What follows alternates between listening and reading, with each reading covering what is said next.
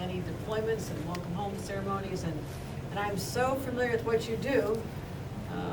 Starting with the Buffalo Blizzard last year, we had 100 people come out over Christmas. Okay, thank you. The flooding events that I've been in, I've been sandbagging with everybody too. I know how to do the sandbags, can't lift too many, but I do it. And even now what we're doing with the migrants, and 2,100 people, you know, sacrificing their time, going to a place, there's a lot of stressed out people.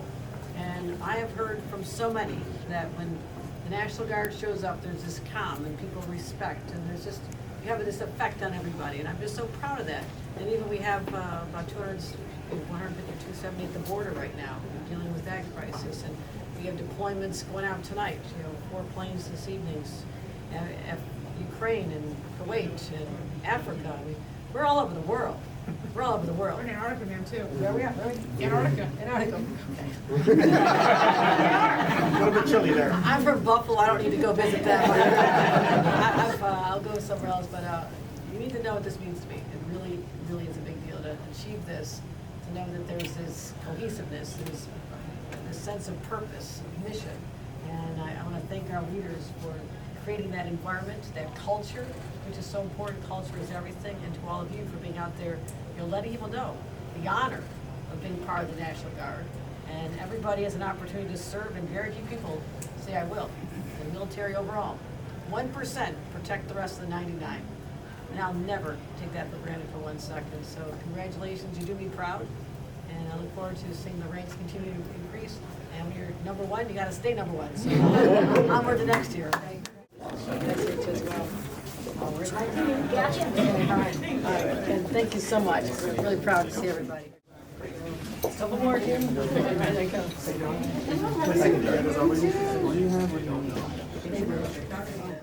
We're thrilled that the first official ceremony we hold in our new entrance and lobby is officiated by you, our State Commander-in-Chief. For the 3rd year in a row, the New York Army National Guard has led the nation with new enlistments of soldiers. Today, the New York Army National Guard exceeds 107% strength with more than 11,100 soldiers assigned. We are the #1 state on quality strength, and that equates to soldiers that are actually attending the required training and duty. And for fiscal year 2024, this October, November, and December, we'll be very happy with this. The New York Army National Guard has enlisted more soldiers than any other state, to include California, Texas, and Florida. So, a big state. Good morning, and what a great day to celebrate. Not just this new space, but also to be #1 in the nation when it comes to recruitment and retention. It's a tribute to all of you, to the leadership team, to the culture that's been created here, to the individuals who are out there recruiting every day, breaking records. And I say we're coming after 2024 records as well, so let's get that done. And I also have seen, yes, let's give them a round of applause.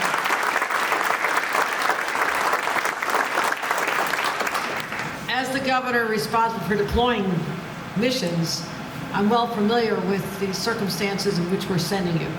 1 year ago today, there were hundreds and hundreds of members of the National Guard who gave up their holiday weekend. They gave up their Christmas with families, and they were hunkered down with me in Buffalo, New York, to combat an historic blizzard that took the lives of 47 individuals.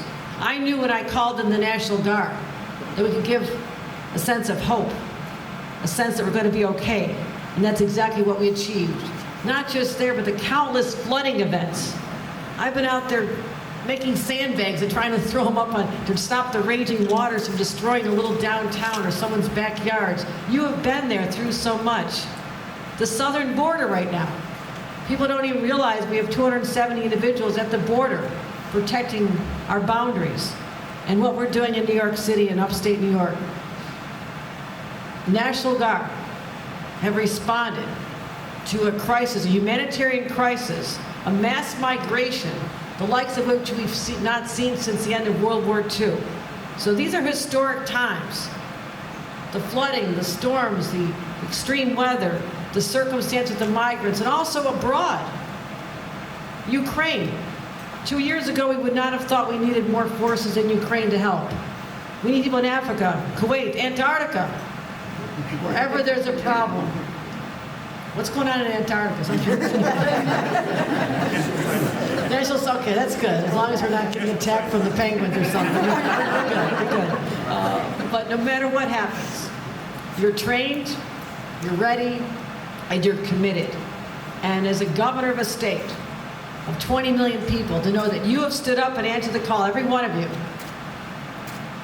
is really special to me. I have family members who've served, who've worn the uniform, staff members, family members. This is something that touches so many of New York's families. The sense of pride we have, that you're willing to step up and put on a uniform and protect the 99% who do not. I'll never take that for granted.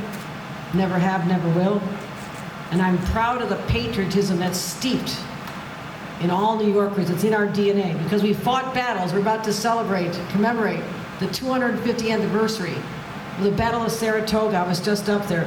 We have long been on the front lines of fighting for freedom and democracy. And that legacy continues with each and every one of you. So you do me proud. You do your families proud. You do your state proud. And I want to congratulate every single one of you. I am prepared to swear anybody in who wants to be sworn in. Yeah, I think you're all set. But our new recruits, you ready for this? Please raise your right hand and repeat after me. Against all enemies, foreign and domestic. Against all enemies, foreign and domestic. And I will bear true faith and allegiance to the same. I will bear true faith and allegiance to the same. And I will obey the orders of the President of the United States. I will obey the orders of the President of the United States. And the Governor of the State of New York. And the Governor of the State of New York. And the orders of the officers appointed over me. And the orders of the officers appointed over me. According to law and regulations. According to law and regulations. So help me God. So help me God. Congratulations, gentlemen. Ladies and gentlemen, as we recognize these new members of our National Guard family, let's also give a round of applause to the new